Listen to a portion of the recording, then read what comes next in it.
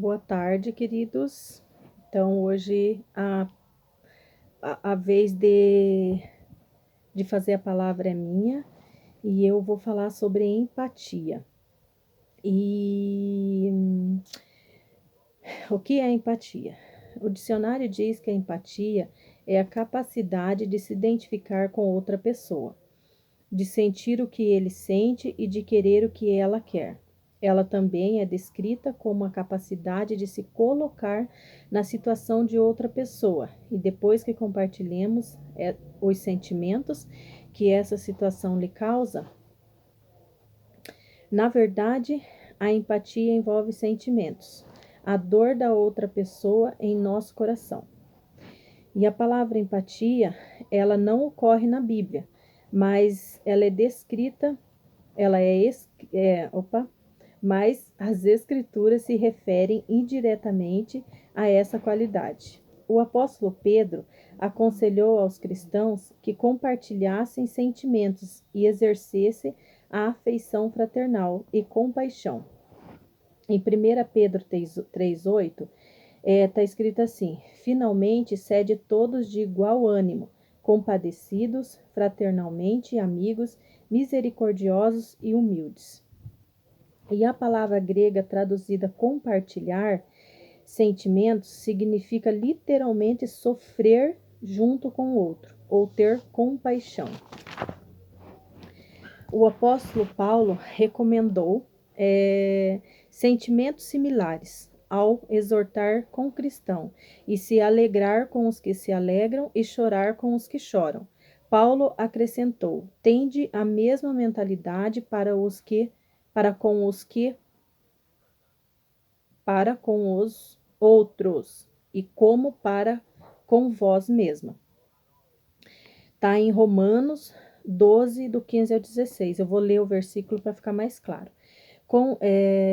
Alegrai com os que se alegram e chorai com os que choram. Tende o mesmo sentimento uns para com os outros. Em lugar de ser desorgulhosos, condescendei com o que é humilde. Não sejais sábios aos vossos próprios olhos. E aí eu te pergunto, você não concorda que seria praticamente impossível amarmos o próximo como a nós mesmos se nós não nos colocássemos na situação dele? Seria, né, impossível quase, né? E então eu vou falar da empatia e tem 3 tipos de empatia. E eu quero dar alguns exemplos para vocês. Empatia cognitiva. Eu vou dar um exemplo para você,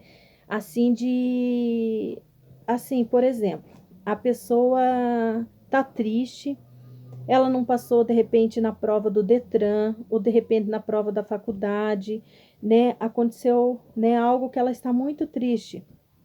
E aí ela esperava um apoio, de repente, de uma pessoa da família e não encontrou esse apoio. Então, você imagina como a pessoa fica, né?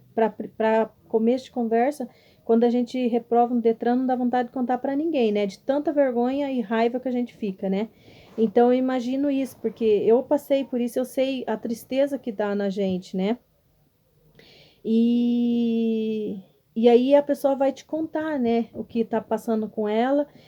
E você fica pensando, puxa, eu nunca passei por isso, né? Não sei, né? Passei na primeira no Detran, nunca, né? Nunca, não passei numa prova na faculdade ou no colégio, né? Sempre passei, tipo, um problema que você nunca tenha passado, sabe?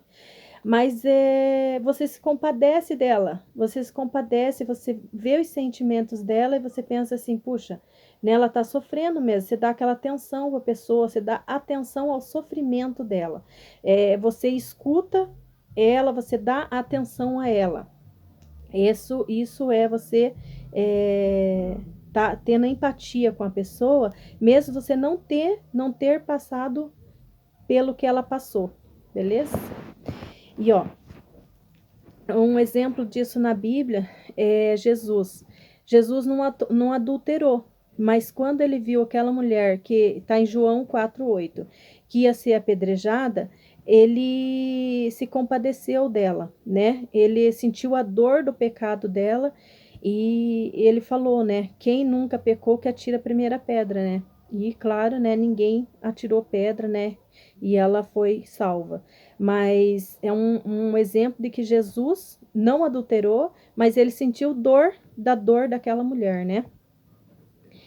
E se nós fôssemos trazer para o nosso lado hoje na igreja, eu imaginei assim, um casalzinho que está namorando, por exemplo, na nossa igreja. Se eles tivessem caído, por exemplo, a menina engravidado, e quando todo mundo visse isso, todo mundo pensasse: meu Deus, como assim? Por que que não se cuidou? Por que que isso? Por que que aquilo, né? A gente julga, a gente pensa um monte de coisa, fala um monte de coisa, mas a gente já parou para se colocar do lado dessa pessoa, para se colocar no lugar dessa pessoa e ver o quanto é difícil você ter uma vida em santidade? Por exemplo, eu não passei por isso, de ter esse namoro cristão, né?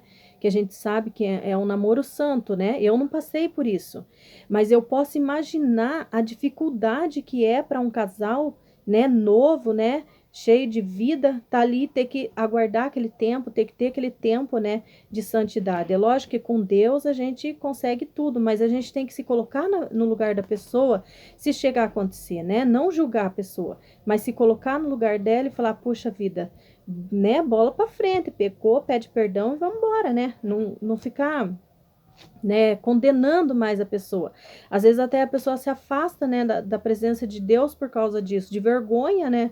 De vergonha acaba jogando, né, os propósitos de Deus, né, no lixo e não volta mais, né?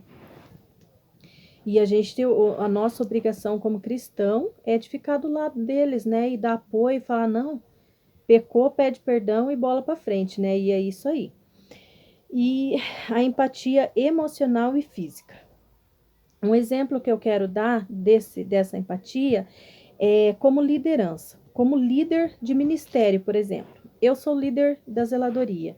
Aí chega um zelador para mim e eu começo a perceber que ele está faltando escala, ou que ele está chegando muito atrasado, que ele não está rendendo e tal. E eu começo a ver isso. E daí eu vou, por exemplo, conversar com ele, vou chamar a atenção dele e perguntar o que está acontecendo. E dele fala para mim que está muito cansado, que aconteceu algumas coisas e ele tá meio desanimado e não tá tendo tempo para servir, né, e tal. E daí eu posso ficar brava com ele, falar assim: mas como assim você não tem tempo? Eu tenho família, eu estudo, eu trabalho, eu dou conta de tudo e você não tá conseguindo dar conta? Tipo, você não tá conseguindo dar conta nem da tua escala, né? Como assim?